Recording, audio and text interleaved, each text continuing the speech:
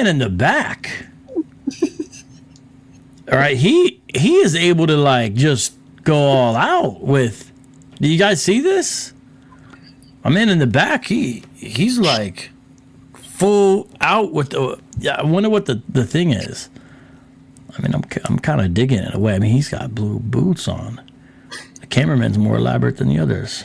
Mm-hmm. All right, continuing on, Dinu. Let's see what you got to say. Life, because you're so used to simp niggas and catering to your every emotion. You understand? But we're up here as prophets of the Lord. And see that image of Christ right there?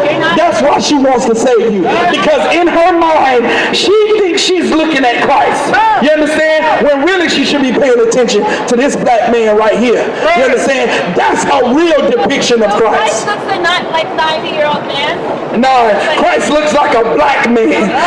And now I'm going to read it to you again. Just like I read it. Just like I read it for Jack here. A lying piece of garbage. Now get Jeremiah 14:2 again. Because we out here for our people. That's just like I told Jack. And since I'm not trying to insult you, I'm trying to educate you a little bit. You understand? I'm not trying to insult you. You ever heard of tough love? I know you never received it before in your life because you're so used to simp niggas and catering to your every emotion. You understand? But we're up here as prophets of the... It was interesting to me that they felt the need to spell black, and so I was like, well, why don't we just go ahead and spell mourning too, if that's what we're doing here. That shows you it's to the land, and that's where they get down to the ground. Okay, so that I think that is helping us see what's going on there. But the thing translated black is not describing Judah or Jeremiah or anybody else's phenotype. It's describing the process of you're mourning, you're languishing, you're sad, you're depressed during the famine. Or even if you wanted to even stretch it further and make it a little more literal, we're going to show that it could be a situation where it could be that they're covered like in a soot type situation. We're going to show that it could be a situation where it could be that they're covered like in a soot type situation. That they're covered like in a soot type situation. Sensational. I want to give all the praises and the honor to Yahweh Bahashem, Yahweh Shai Bahashem, Recha HaQuadash, and double honors to the elder apostles and bishops of Great Millstone. Honors as well to you, brethren, you fellow followers and believers of this faith. And shalom to the hopefully elect, shalom to the elect, peace to you. I want to go here on this video. Here it goes. It's called Charlotte Israelites Can't Answer Female Christian Apologists. Now, again, I'm not getting this part, either, because you notice how they always throw female Christian apologists. But for whatever reason, man and woman are equal. I believe that's what they teach. And this female is here with some tight jeans on, coming up into a church, dressed like that, right, to a group of men, challenging their masculinity, right? And this is what Christianity has done to us in a people in a whole. Even the ones that left the so-called Christian church, they've still adopted the principles and practices of confusion. This is what Eve does now. Eve will challenge you like you're a child. Eve will challenge you like she's just smarter than you. Now, Eve could have also went to any other Christian church on the block that teach contrary to what they teach.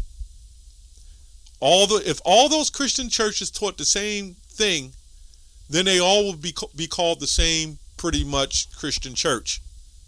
There's so many different denominations in the Christian church. But it's a lot I'm not going to be able to say in this video, but we can see who Eve is set up by and what's her position and her job. Now, anyway, to go further into the lesson, this is Jeremiah 14:2. My skin is black unto the ground. You see what vocab threw in there, and he said, if you want to get physical, it could mean some soot. You can. Sensational. How he came up with that, right? As Future quoted. That was sensational. I mean, they should have had an audience stand up and cheer for that one, right? Anyway, the reason why we say these scriptures, which we don't say much anymore, because at least I don't bring that scripture out a lot, because the Israelites are going to look like all nations, different skin tones and whatsoever. But for truth's sake, the Israelites were so-called black. Now, the reason why black is in there, now if you really think about it, like Yahushua, it said as he was like fine brass that he burned to the furnace. What's the other one? Acts 13:1 was called Niger, and they all know that since it said black, then that means that excuse separated them from everybody who was white. No, you had different shades of brown and even very darker complexions. Now, in this text, Jeremiah 14:2, and how they're explaining it, which goes back to the word Quadah, or Quadah. I've never seen a white person turn black, except when vocab snuck that sensational theory and brought it in and said that, they might have had soot put on their face. Now, in this video, we're going to go to a little commentary, and then I'll go to a precept. It says, Judah mourning, inhabitants of Judah. You really think they're going to come out here and say, you know what, they were Negroes, they were black-skinned people? But for whatever reason, it says my skin is black in Job 30:30. We'll get into that too. But my skin is black, right? Anyway, so in their minds, they're saying about my skin is black, meaning they had to be white or whatever. I don't know their logic, but it's not working, because when you're dealing with the Israelites, we had different tones of color. And the darker melanated color was more unique. And then you had something called hyperpigmentation, which we'll get into that, Lord's will. Anyway, those are the house of Judah. As the Targum, these mourned because of the drought and famine that were upon the land. Now, when you really look at that, if it's not about skin color in a whole, the skin would not have to be mentioned unless it shows some changes to the skin. Right? That's why it said that. It says, and the gates thereof languish the cities of Judah as Targum and inhabitants of them, which used to be supplied from the field and out of the country. Gates may be mentioned because their gates, the provisions were brought into the city, but now none, and therefore are said to languish. Of else those that sat in the gates are meant, the elders of the people, the senators, the judges, and the civil magistrates.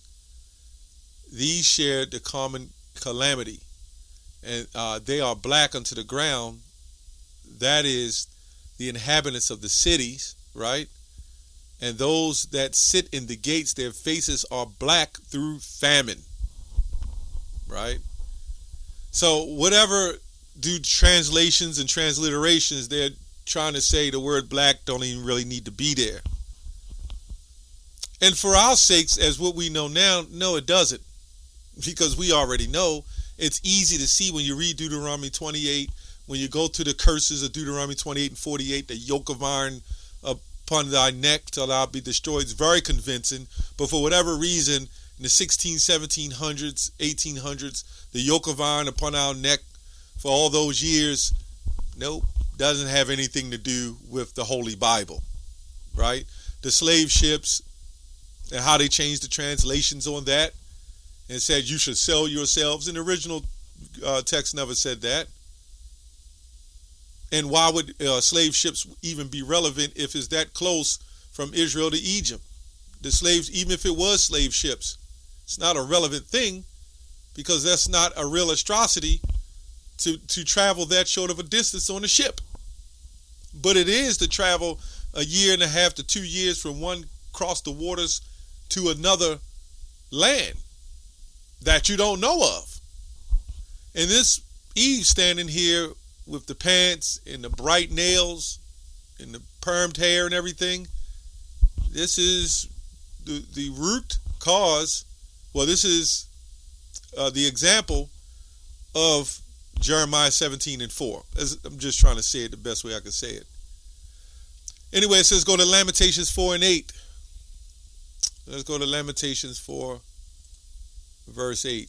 It says, their visage is blacker than coal, right? They are not known in the streets. Their skin cleaveth to their bones. It is withered. It is become like a stick, right? So we can clearly see it is talking about continents. It is talking about the situation, but it also explains. Let me go to Job 30:30. It says, my skin turns black on me. These are different translations. My skin turns black on me. My skin grows black. Somebody need to show me a white person whose skin done turned black on them. I'll wait for that. My skin grows black and peels. Right? My skin has turned dark. And my bones burn with fever. Now, this is the same thing we had the argument about the ruddy. And then you read the translations, and it says a beautiful dark countenance. But somehow, through their Christian racism, they want to put soot on a white face to make them black. Haven't y'all done enough? Haven't you took the true paintings of the images of our Lord and the prophets and took white coverings and covered their face? See, there has to be something to that. In order to as Apostle Bar quotes, in order to tell a lie, you must know the truth. And we can clearly see there's no way, when you look at these images, why would they have to paint them white if everybody was already white? Why didn't they refurbish them white? Why didn't they just redo them with the white complexions? No, they didn't do that. See, here we have a case here of pure Christian hardcore racism, who are still trying to scramble and cover and make up a doctrine to fit their doctrine, to bring you back into bondage. But it's too much information. It's too much proof. Now, this man sits here and makes fun of, look, we don't agree with ISUPK. Their doctrine is definitely off. But they're right on, teaching us to be Israelites. But this woman, you see what she's wearing in the congregation. This is what Christians do. Let your woman keep silence in the churches, as also saith the law. We can get this in the book of Numbers. But that's another video. Let's go here. It says, hyperpigmentation on dark skin. This happened to Israelites, and not only Israelites, non-Israelites, other heathen nations, such as the Ethiopians and various Sudanians and Sudan, which our people are mixed amongst them, right? When famine hit, you get a darker, ashy complexion, right? Now they're trying to make it seem like it's white people with hyperpigmentation when they don't have pigmentation. Anyway, melanin. Hyperpigmentation is common in dark skin and occurs when an area of the skin becomes darker than the surrounding skin, usually in a patch or spot. Okay, it's more challenging to treat in darker than lighter skin tones. I just wanted to bring that out. Hyperpigmentation is common in black skin. In fact, it's one of the top 5 most commonly diagnosed skin conditions in black people. While hyperpigmentation is physically harmless, it is typically more severe and longer lasting than black skin. Right? So when you're dealing with like a form of malnutrition, a form of an autoimmune disease, because that's what it would be when a body turns on itself. And what is the largest, so-called organ on the body? Your skin. This is why the skin is mentioned. This is why you see this in Job 30:30. My skin grows black upon me. My skin turns black upon me. This wasn't put here in a sense to recognize that all the Israelites were black. This was put here to show through a situation to show what happened to a people that were destroyed. That's why it was put there. And it ultimately help us see and identify what the Israelites really look like. Because after all, our identity was totally wiped away. So this only makes sense that we can look into this history and see it. Now, when you look at the mouth of brass, Phineas, which I've done several videos on that in the past, I believe even Elder Yashawamba shared a clip on that. But a while ago when I looked up this word Phineas and I saw mouth of brass, I went into the, let me get that real quick. Let me see. I'm going to just type it in real quick what the mouth of brass, what it means, right? So we can get a understanding of the Israelites. Mouth of brass, origin and meaning, it actually means Phineas in the 1897 Bible Dictionary. Mouth of brass, from Old Egypt, the Negro, son of Eleazar, I believe the grandson of Aaron. And then when you look at the lineage of Moses and everybody else, well, wait a minute. This is not adding up. And this is your white scholars who have brought this out. You can't get around it. The Israelites was so-called black people. Now, again, the black does describe the suffering, but out of the suffering showed the results of famine, pestilence, and a condition. Like if we went through a serious condition right now, and let's say it's really hot and someone's feet swell up, you'll say, my feet is swollen dark. Just making an example. It's really easy to see. But we see here how vocab has made the sensational statement, right, on the left-hand side there, that is, to say that maybe they put soot on their feet. You can't make this stuff up. This is just ridiculous. But lastly, let's look up this word sensational. Arousing or tending to arouse a quick, intense, and usually superficial interest, curiosity of emotional reaction. That's all I have on that. Shalom.